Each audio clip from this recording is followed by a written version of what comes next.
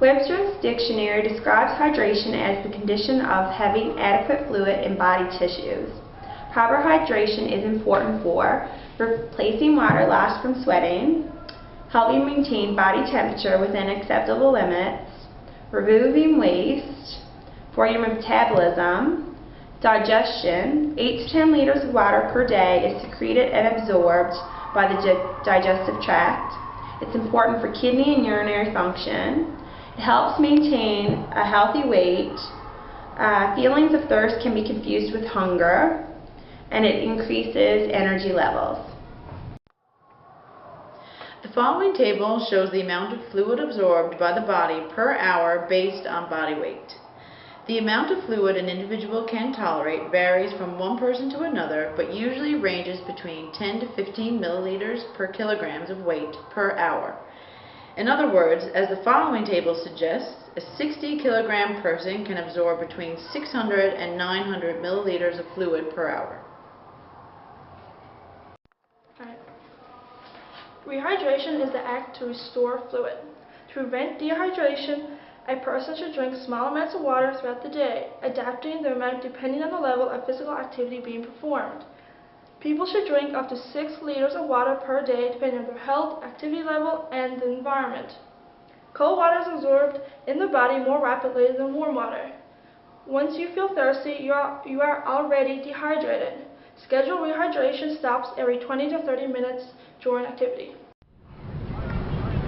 Dehydration is an abnormal depletion of body fluids. An individual would normally need 6 liters if they are active. Alicia is going to remove approximately 20 milliliters of water from the container.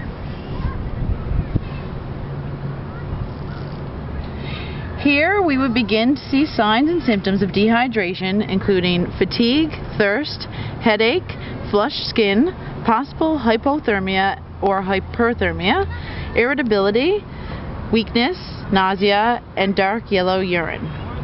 Next, Alicia is going to remove approximately 90 milliliters of water from the container.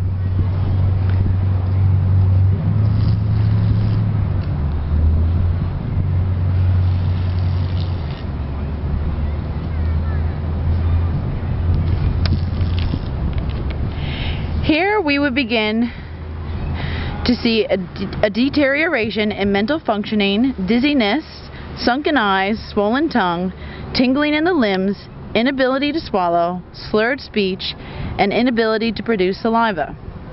Next, Alicia is going to remove approximately 25 milliliters.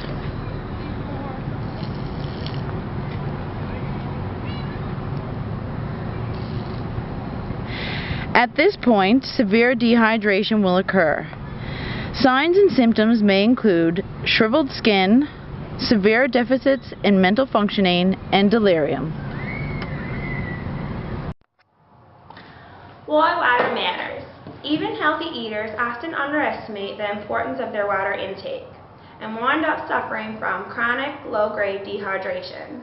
Here are 6 tips to stay hydrated. Number 1. Start each day with a glass of water with no ice. Drink it down before you have coffee, tea, or juice. It will help replace fluids lost overnight and get your hydration efforts off to a good start. Also fill a water bottle you can take with you in your car or keep with you and refill during the workday. 2. Eat 2 or 3 servings of fruit and vegetables at every meal. They are brimming with water and include the minerals that help your body absorb and use it properly. Keep in mind that most processed foods, including sugar, flours, salty snacks, and processed meat, result in lowering the body's water table. Eating a lot of meat plus meat puts pressure on your kidneys and intends to increase your body's needs for water. 3. Establish regular water breaks if possible. Tailor your drinking to meet your needs. For instance, drink an extra glass of water if you've worked out or didn't squeeze enough fruits and vegetables into your daily intake. 4. Substitute sparkling water and low-sodium vegetable juices for soda and fruit juice. While it's true that all beverages count toward your daily tally, the sugar in regular soda and fruit juice, as well as the chemicals in diet versions, can trigger a host of unwanted reactions in the body, including blood sugar spikes. 5. Install water filters in your home and use a pitcher-type filter at the office. Resort to bottled water when you must, but beware of its drawbacks. It's expensive and environmentally wasteful. The plastic contains harmful chemicals that can leach into the water, and there are no guarantees that bottled water is actually better for you than water flowing from the tap. 6. Cook with high-quality sea salt. A good unrefined sea salt is rich in trace minerals, which is key to cell health and hydration. Bonus: sea salt is also lower in sodium than table salt.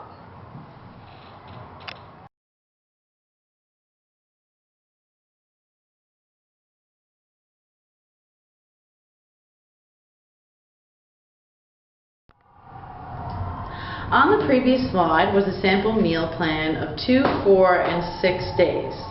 So important things to consider would be allergies, having balanced meals, group likes and dislikes, and also when you're going on longer trips, it's important to take dehydrated meals as well to cut down on some of the weight. So the body requires a certain number of calories in order to function. When energy expenditure increases, so does the need for calories. Participants must understand appropriate meal planning when planning a trip outdoors. It is critical for staying safe and comfortable. Calories are used for metabolism, keeping the body temperature regulated, and also used for energy, allowing you to partake in outdoor pursuits. When we are not doing any major physical activity, we are eating enough to maintain our body weight and average energy expenditure, which is approximately 2,000 calories per day. When activity levels increase, so does the need for fuel. So we may need up to 5,000 calories per day, depending on which type of activities you are doing, whether you're canoeing or hiking or swimming.